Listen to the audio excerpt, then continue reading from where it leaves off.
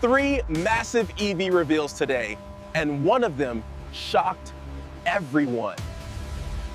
Today's lineup is packed. Smart is finally going back to its roots with the tiny two-seater the world has been waiting for. Mercedes just reinvented its best-selling sedan, and yes, it has a screen almost the size of a dining table. The US EV incentive landscape just got even more confusing. And Hyundai just dropped the Ioniq 3, and trust me, nobody saw it looking like this. Smart is returning to exactly what made it famous: a tiny, two-seat urban rocket. And this time?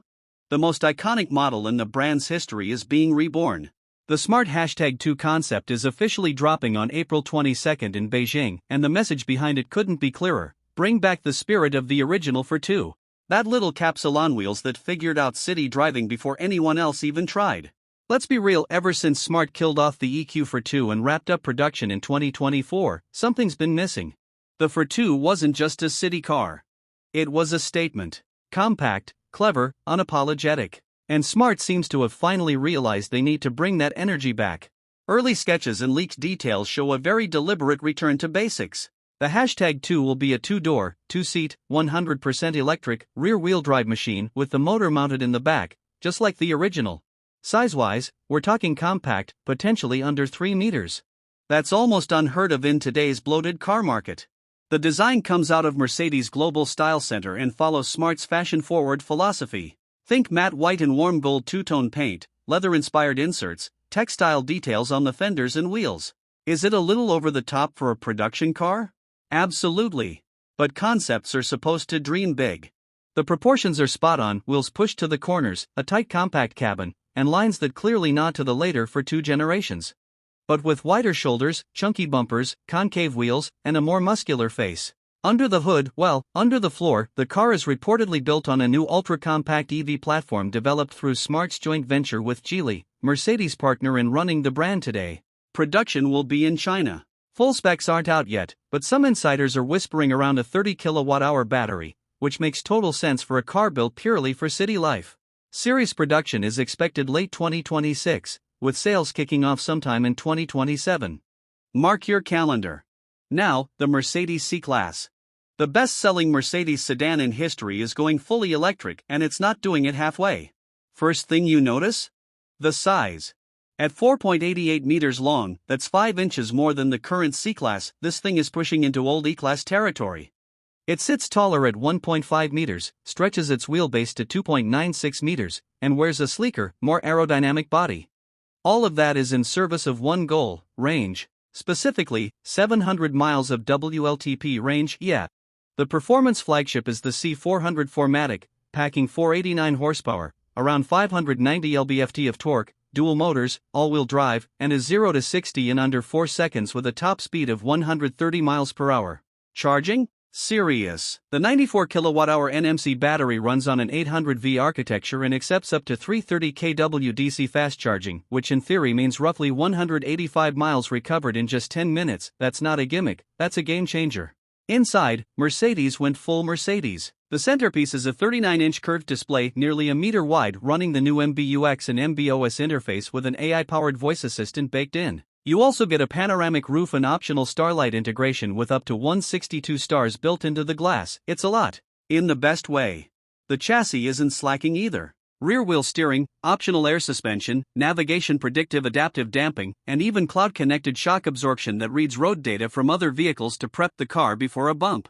Wild. Pricing isn't confirmed yet, but the launch version is expected to come in around $80,000-$85,000, with a more accessible rear-wheel drive model potentially landing closer to $65,000.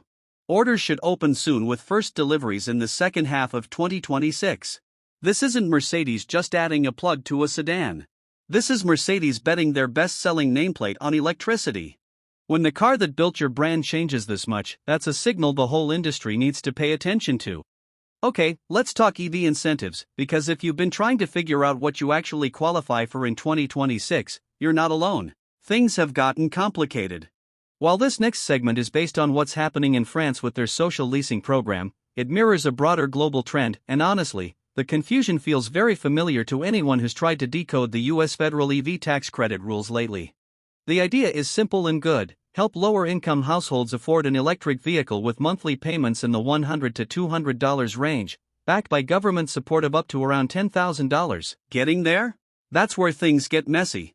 The French version launching in July 2026 splits the aid into two pools of 50,000 vehicles each, one for low-income households, one for high-mileage workers like home care aides. The subsidy amount depends on where the car was manufactured, where the motor was built, and where the battery was made. Get all three right, and you hit the jackpot subsidy level. Miss one? The number drops. Sound familiar?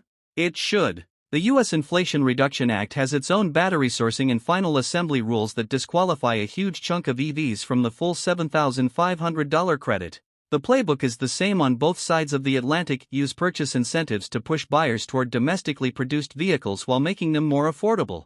The execution? Still a work in progress. The bottom line, EV incentives in 2026 are real money, but you have to do your homework before you sign anything. And finally, the car that genuinely surprised everyone, the Hyundai Ioniq 3. On paper, a compact entry-level electric Hyundai should be safe, sensible, maybe a little boring. Instead, Hyundai showed up with something that looks like a designer's fever dream: part Ioniq 5, part crossover, part sci-fi running shoe. At 4.15 meters long, roughly 163 inches, it sits on a 400V version of the same platform used in the Kia EV3 and EV4. It's Hyundai's entry point into the European compact EV segment. But compact doesn't mean boring, at least not here. Hyundai calls the design an asterisk aero hatchback. Asterisk in real life, it looks like a car that couldn't decide between being a hatchback, a crossover, and a statement piece, and said yes to all three. Up front, split LED lighting with 4 central light points. On the sides, beefy surface lines, heavy plastic cladding. The N-Line version gets sportier bumpers, an integrated diffuser, a rear spoiler, and unique wheels. It's bold. It's weird, sometimes both at once. Inside, the good news: Hyundai kept physical buttons, bless them. The main screen is a solid 14.6 inches, and the cabin prioritizes space and usability over flashy gimmicks. Tech specs: at launch, front-wheel drive only. The standard range gets a 144 HP motor and a 42 kWh battery for about 214 miles of range. The long range steps up to a 61 kWh pack, 147 horsepower, and up to 308 miles. Both versions make 184 lb-ft of torque. Charge time from 10 to 80%? Just 29 minutes. And yes, Hyundai is already hinting at an Ioniq 3N dual motors, up to 288 horsepower, a sharper chassis, and sportier electronics. Hot hatch energy in an EV? Let's go!